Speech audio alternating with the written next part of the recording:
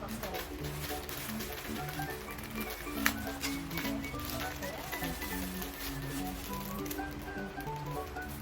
Beads, bracelet, lucky bracelet. Ayan. Actually, parehas yun ito guys. Yung bracelet ko. Nag-order ako ng marami.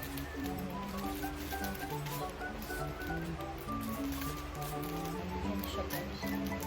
Sabi, pag naputol daw siya, ng suot-suot mo siya, negative na daw yun, negative vibe. So, kailangan mo na siyang palitan. Actually, ito matagal na itong suot ko. Lucky charm. Buksan natin yung isa guys. Ito siya.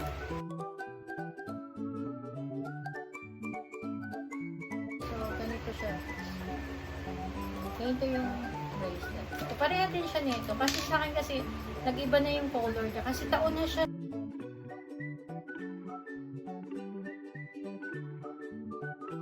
Tapos ito guys siya. Ito na yung diba, red na red pa siya. Magkaiba na yung color nila, diba? Sa akin okay naman siya. Parang lang. Lucky charm.